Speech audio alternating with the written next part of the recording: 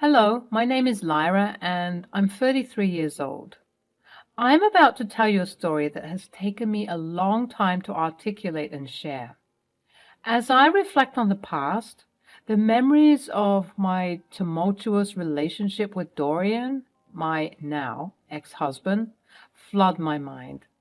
It's difficult to put into words the pain and emotional turmoil I endured during those years of fruitless marriage. But I'm ready to share my story in the hopes that it will bring healing and closure to anyone who might need to hear a story like this. A few years ago, my world was turned upside down when I found out I was pregnant.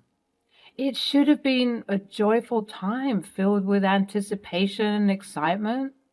Instead, it was marked by stress and anxiety, mostly caused by Dorian's emotionally abusive behavior.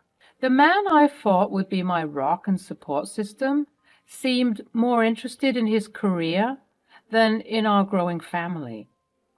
Ironically, Dorian worked as the CEO of a prominent family counseling center, preaching about the importance of family values and support. It was disheartening to witness his hypocrisy as he neglected his own family. He was so focused on his professional success that he disregarded my emotional needs and well-being. The toll of his abuse became evident during my pregnancy. The constant stress and emotional turmoil took a physical toll on me, leading to complications and early labor. It was a terrifying experience, and I desperately needed his support and care during such a vulnerable time. Instead, he remained distant and preoccupied with his own pursuits. I held on to hope, believing that the arrival of our son would bring us closer together, and it would awaken a sense of responsibility and love in Dorian. But my hopes were shattered as he continued to prioritize his career over our family. It felt like I was drowning in a sea of loneliness and neglect. I yearned for a partner who would be there for me, who would share the joys and burdens of parenthood. Instead, I was left to navigate the challenges of motherhood on my own. The sleepless nights, the constant worry, and the overwhelming responsibilities weighed heavily on my shoulders. I obviously complained, telling Dorian that I needed more support, but all he'd do is yell at me and threaten to make my life worse if I continued to bother him about useless matters. Dorian, do you find your career more fruitful than our relationship? Yes, Lyra, my career brings me fulfillment and success. Unlike you, it doesn't stress me out with useless matters. Useless? Do you think taking care of your son is useless? Don't speak to me that way. I told you I'm busy. Now get out of my office. But I can't handle taking care of Henry all on my own. He needs his father. I have better things to do than babysit. I have a career to focus on, Lyra. How can you work so hard for a company that prioritizes family values, yet fail to prioritize our own family?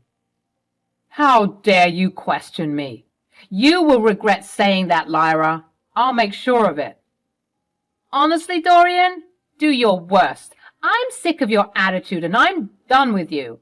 Maybe I should divorce you and bring your happy-go-lucky family values down with me. Dorian never liked it when I threatened him with divorce.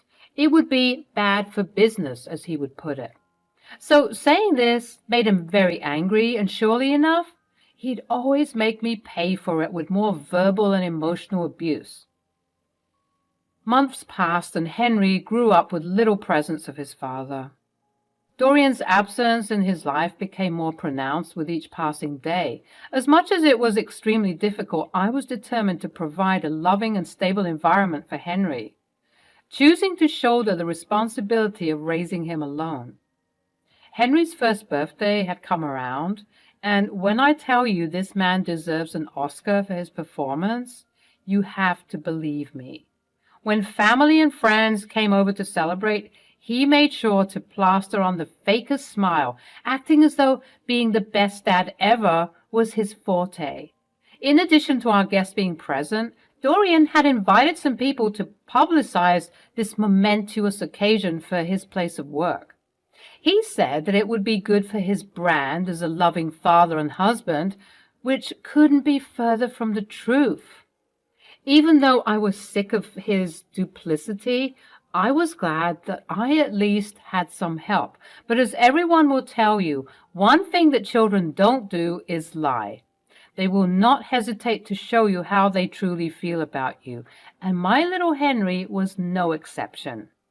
Whenever Dorian tried to hold Henry for the cameras, he'd cry and scream his little head off, only being calmed down when soothed by me and some other family members.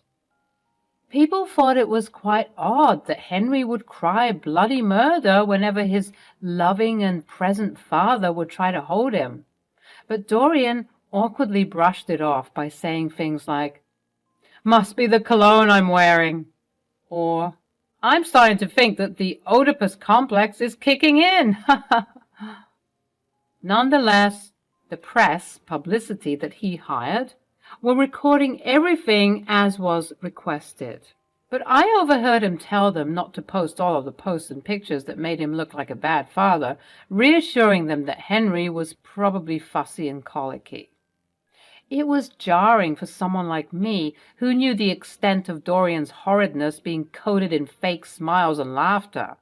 It was like I was in a horror movie.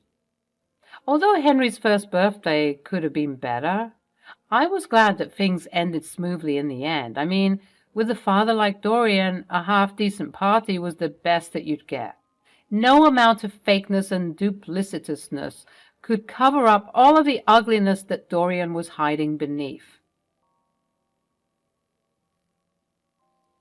Even though he did a good job at acting, trust me when I say that the truth will always come to light. And that's exactly what happened. Not long after Henry's birthday, I was presented with shocking news from my dear husband. Dorian dropped the bombshell on me one evening. He casually mentioned that he was planning a family trip to Mexico.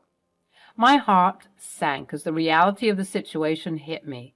How could he even think of leaving when I had just started to resume work and needed his support, now more than ever, in raising Henry? "Are you serious, Dorian?" "What is it now, Lyra? I'm tired of you." "I can't handle everything on my own. Going on a trip now is the last thing I need. I just started going back to work. I can't go on vacation." "Who said you'd be going on the trip? This is for me and my brothers." "Wow, so you weren't even considering me in this family trip of yours?" "What's the issue? Just now, you just said that you wouldn't be able to make it anyway, so everything works out." "No, Dorian. Regardless of whether you're going on vacation or not, I still need help with Henry. You can't go on that trip." Dorian's cold gaze met mine. "I'm going on this trip, whether you like it or not. Stop pestering me." His dismissive words pierced through me like daggers. The man I once loved seemed unrecognizable, consumed by his own selfish desires. I couldn't fathom how he could prioritize a vacation over a family's well-being. "Why did we even have a baby together if you were going to act like this?"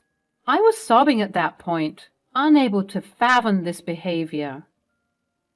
"We made a commitment, Dorian. We agreed to bring a child into this world." Dorian's voice turned icy as he sneered. "I only had the baby to keep up appearances.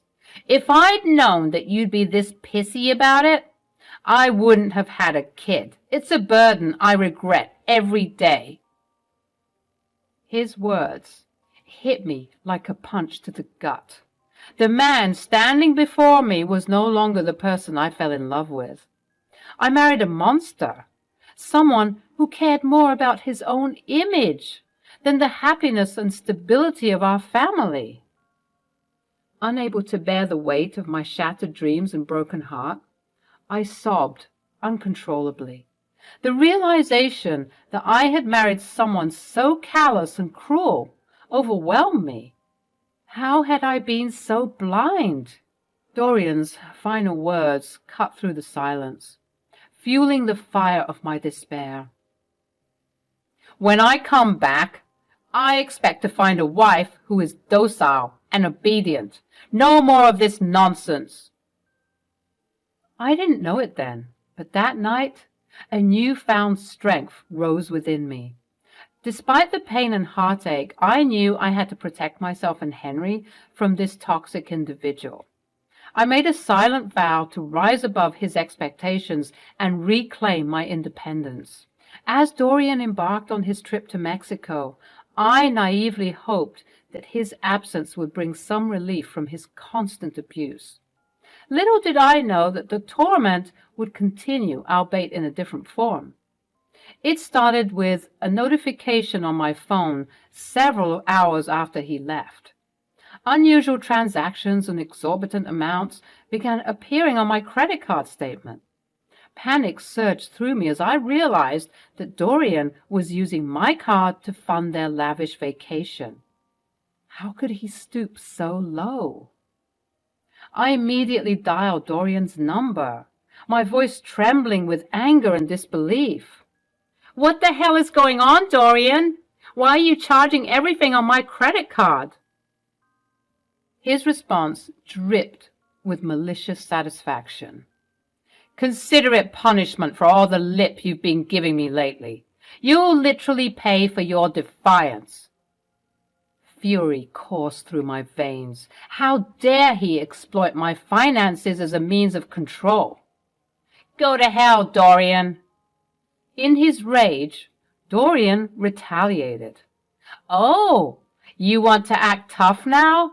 Let me tell you something, darling. The only reason why you're acting like this is because I'm not there to teach you a lesson. I'll spend so much money that I'll max out your credit card. You'll regret ever crossing me." Tired of his abuse and threats, a fire ignited within me. I refused to be his victim any longer.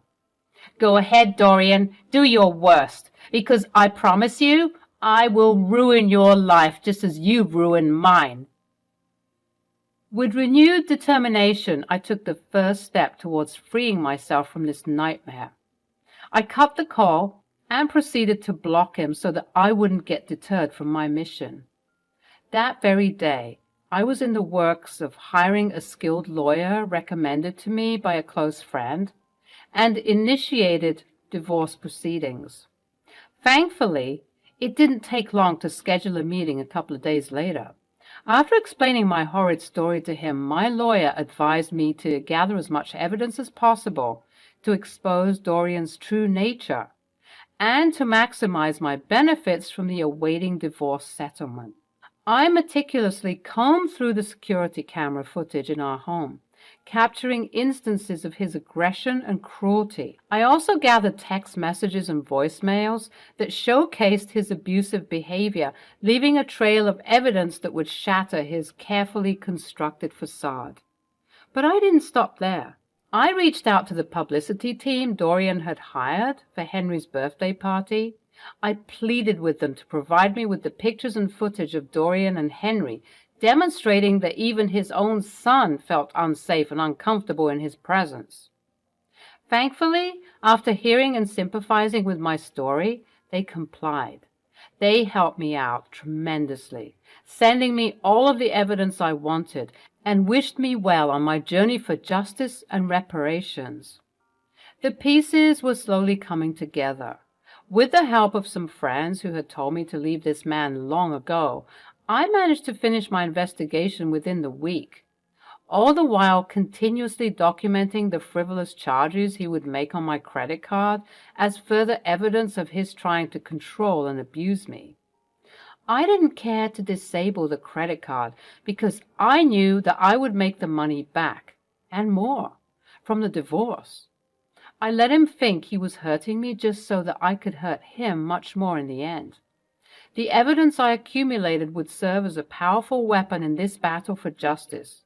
No longer would I allow Dorian's manipulation and abuse to dictate my life. A week had gone by, and I knew that I had to work quickly because in another week, Dorian would be back from his trip. I wanted to leave him a lovely surprise when he came back home. He tried contacting me in several other ways, telling me to unblock him or else. He even went as far as to email me.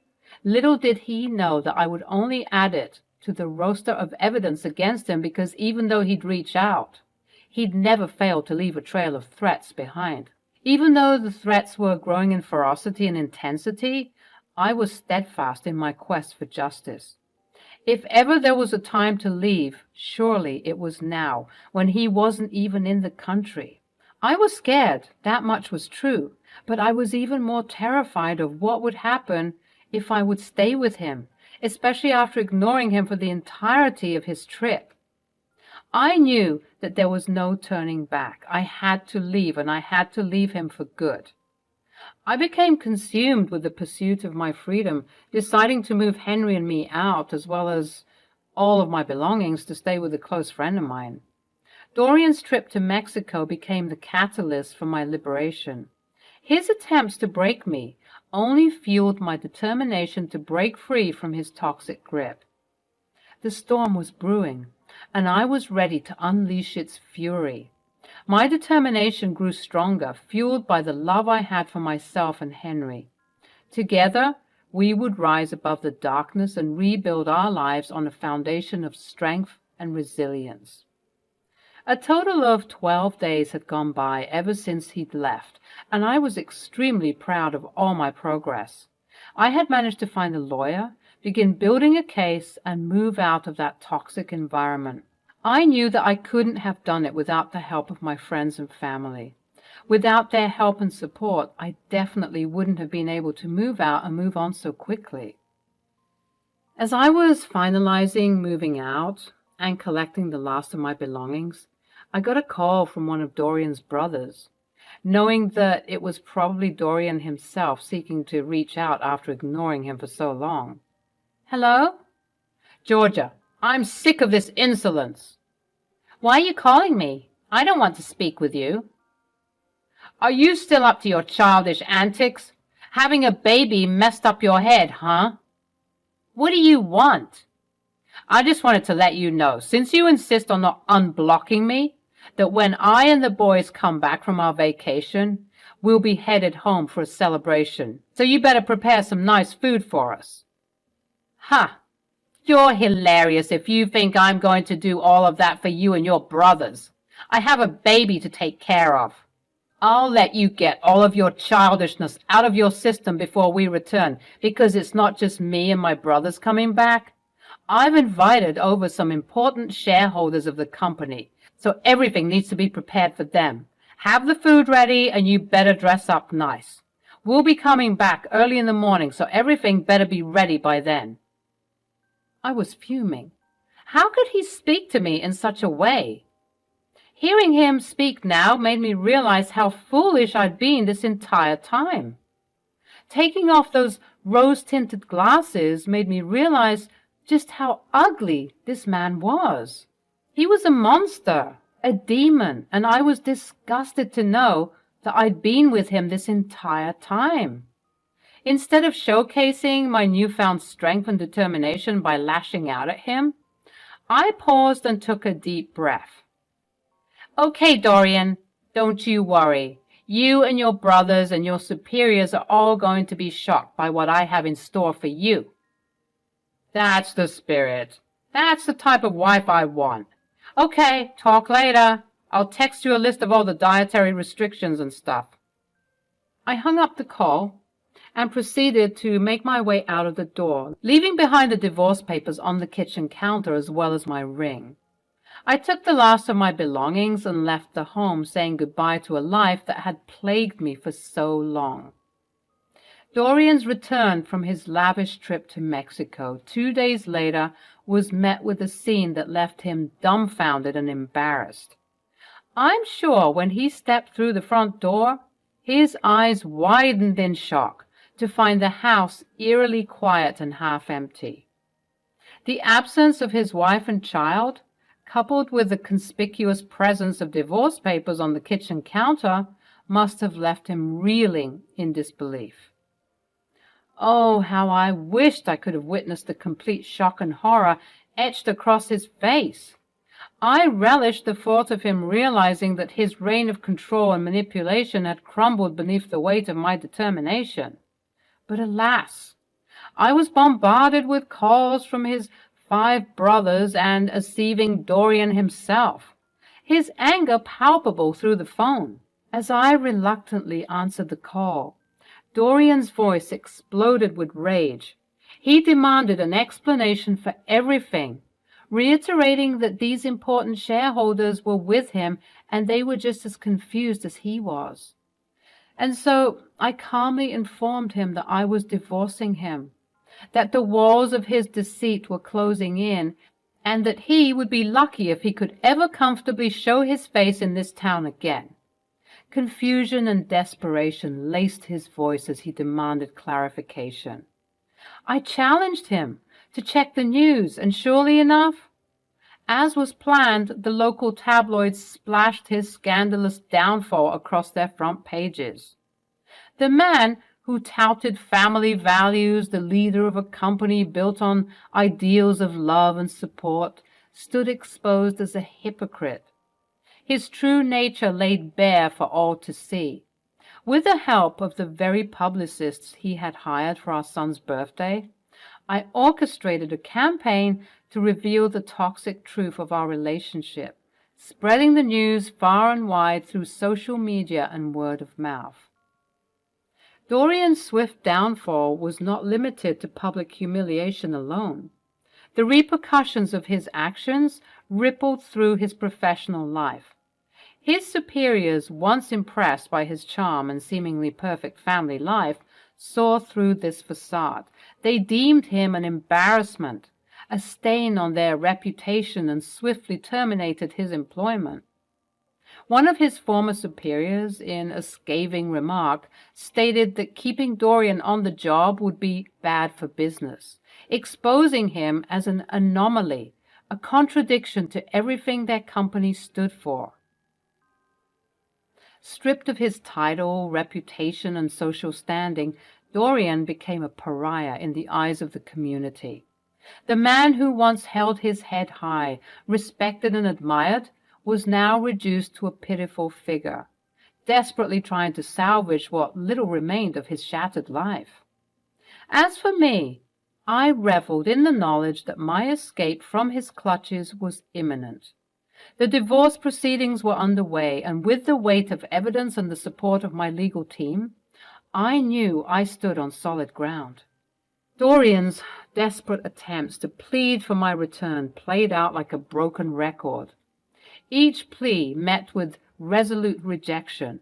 He would call, his voice laced with remorse, begging me to reconsider, and each time I stood my ground, my voice firm and unwavering. Lyra, please, I'm begging you to come back to me. I've realized my mistakes, and I'm truly remorseful. Our family is worth fighting for. Dorian, there's no way I would ever entertain the idea of being with you again. Having Henry opened my eyes to what a loving, supportive partnership should be like. We both deserve better than the toxic relationship you gave us. But Lyra, I'm nothing without you. I've lost everything, and I can't bear the thought of living without you. And I'll learn to love Henry. I swear I'll do anything. That's not my concern anymore, Dorian. This is the bed you made, and now you have to lie in it. Dorian's pitiful pleas washed over me, but I remained steadfast in my resolve. The scars of his emotional abuse ran deep, and no amount of remorse could erase the pain I had endured. I had found strength in the realization that I deserved happiness and a life free from his toxicity. In the face of his desperate pleas, I held my ground, unwavering in my decision to forge a new path. The road ahead would be challenging, but I knew I possessed the strength and resilience to rebuild my life, leaving behind the shadows of a broken marriage. Dorian would have to face the consequences of his actions, and as the divorce proceedings loomed, he would learn that there are no shortcuts to redemption when a heart has been shattered.